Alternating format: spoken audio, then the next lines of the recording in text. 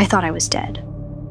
Thanks to the brain trauma I suffered, I can use my powers again, as before. Wednesday is finally back after 2 years, but Netflix only gave us the first 4 episodes of Season 2, so we're stuck on a mid-season cliffhanger. Still, a lot goes down. Nevermore's got a new semester, a new principal, and even more Morticia Addams in the mix. But some things never change, like the return of a serial killer, and of course, it's up to Wednesday to crack the case with her eerie charm and psychic visions. By episode 4, things really escalate when Wednesday purposely gets Uncle Fester locked up in the Thornhill asylum to investigate her top suspect. Things really escalate when Wednesday purposely gets Uncle Fester locked up in the Willow Hill asylum to investigate her top suspect, Dr. Fairburn. The plan? Break out, snoop around, and find out who or what Lois is, thinking it might be the key to solving the whole mystery. But surprise, Lois isn't a person. It's actually a shady research program called the Long-Term Outcast Integration Study, created by Augustus Stonehurst. This messed up project involved capturing outcasts, testing on them, and transferring their powers to normies to give them supernatural abilities. Just then, the real killer finally steps out of the shadows, and it's not Dr. Fairburn. It's Judy, who we've seen all season as Fairburn's assistant at Willow Hill. Turns out Judy's the one pulling the strings. She hired Fairburn to be the public face of the facility while secretly continuing her father's twisted experiments on outcasts. Even worse, Judy found out former Sheriff Gulpin was onto her, so she used her bird-based powers, which she got through Stonehurst's experiments, to take him out, literally, using a murder of crows. So yeah, all those ominous blackbirds we've been seeing, that was her the whole time. Things go completely off the rails once Judy is exposed. Uncle Fester tries to zap her with a blast of electricity, but instead of stopping her, he accidentally cuts the power to all of Willow Hill. That means every security system goes down and all the locked doors swing open.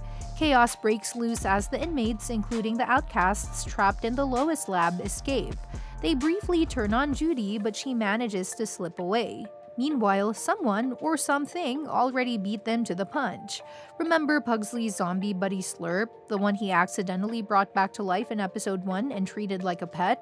Well, that undead mess has been a headache from the start, especially when he caused a major scene on a Nevermore camping trip and got sent to Willow Hill. Turns out locking up Slurp was a huge mistake. He breaks free during the chaos and absolutely wrecks the guards.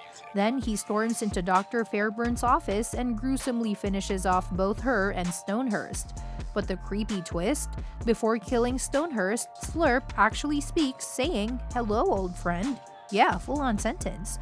It turns out that with every brain he's munched on, Slurp has been regaining bits of his former self. And if he was a genius before he died, things might get way more dangerous now that he's undead and smart. The jailbreak at Willow Hill gives a lot of characters the perfect opportunity to cause chaos, including none other than Marilyn Thornhill, the main villain from Season 1. She'd been transferred there recently by Dr. Fairburn to help deal with Tyler, whose hindsight had become uncontrollably violent. Fairburn figured that since Thornhill created the Hyde, she might be able to calm him down. Yeah, that didn't go well. When Tyler first sees Thornhill again, he loses it and nearly chokes her out, warning her to stay away or he'll kill her. But Thornhill, clearly not taking that threat seriously, decides to return to him after breaking free, thinking she can still control him. Big mistake. Instead of thanking her, Tyler's filled with rage. He tells her straight up, "You're the reason I'm locked away in here. You're not my mother, you're my master." Or should I say, you were. Then he snaps, gives her 5 seconds to run. Then Tyler chases her through the halls of the asylum as Hyde, and even though she begs for her life, it doesn't matter. Tyler's too far gone, and Thornhill becomes his target for revenge. He fatally stabs her from behind, ending one of the show's biggest antagonists at the hands of the very monster she created. Right after killing Thornhill, Hyde Mode Tyler realizes she wasn't bluffing. Wednesday is actually there. He spots her as she's helping an outcast escape from Willow Hill. In true Wednesday fashion, she doesn't run. She faces him head-on, completely unshaken, even though she knows exactly what he's capable of. But Tyler isn't in the mood for a heartfelt reunion. Instead, he launches Wednesday straight out of a second-story window. She crashes hard to the ground, unconscious and badly hurt. Then, in full hide form, Tyler leaps out after her right into a swarm of police cars only to vanish into the night. Just like that, the guy everyone thought was safely locked away at the end of Season 1 is on the loose again. As Wednesday lies there bleeding, her voiceover kicks in. I've always dreamed of looking death in the face, but in my final moments, all I hear is my mother's words ringing in my ears. Maybe I have made everything worse, much worse. And honestly, she's not wrong. Sure, she managed to uncover Judy as the killer, but Judy is still out there. Enid's death, which Wednesday foresaw in a vision, still hangs over everything. The zombie slurp is growing more intelligent and more dangerous, and now Tyler, her former love interest turned monster, is free with nothing but rage fueling him. So what comes next? At this point, Enid's fate is seriously up in the air. Wednesday's psychic vision of her death back in episode 1 definitely wasn't a throwaway moment. It's been hanging over the season like a dark cloud. And now that Tyler is free and on a rampage, his threat to kill Enid feels way more real. So while she's still safe by the end of part 1, heading into part 2, yeah, it's not looking great for our favorite werewolf bestie. As for Wednesday's powers, she lost them after that terrifying vision of Enid, which seems more than just symbolic. Her connection to her visions is clearly fragile, and Morticia made things worse by burning Goody's spellbook. So now Wednesday might have to either seek out another psychic to guide her, or push herself to the edge like her aunt Ophelia did, which brings us to Ophelia.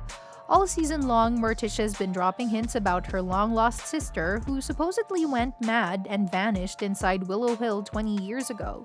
But now that we've seen the horrors of the Lois program, it makes a lot of sense that Ophelia wasn't just lost, she was imprisoned.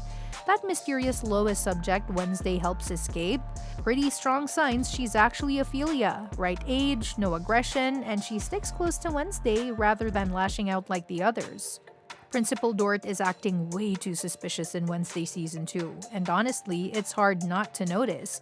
For starters, he's borderline obsessed with Morticia's mom, Hester Frump, played by Joanna Lumley.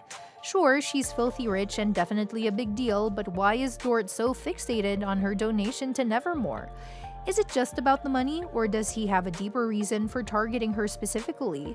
Then there's the Nevermore Gala fundraiser. Dwart is all in on making it happen, but his methods, pretty sketchy. He even goes as far as blackmailing Bianca Barkley to get her help. That's not your average fundraising strategy, it screams hidden agenda. It feels like the gala is more than just a fancy event, maybe it's a setup for something else entirely. And let's not forget the mysterious phone call Bianca and Ajax overhear. Dwart is in his office saying stuff like, "I've always had your back, I've never been more confident, I have it under control." Control of what exactly? The school? A secret experiment? Something's definitely off. So here's a theory. What if Dwart is actually connected to Judy and the Lois program?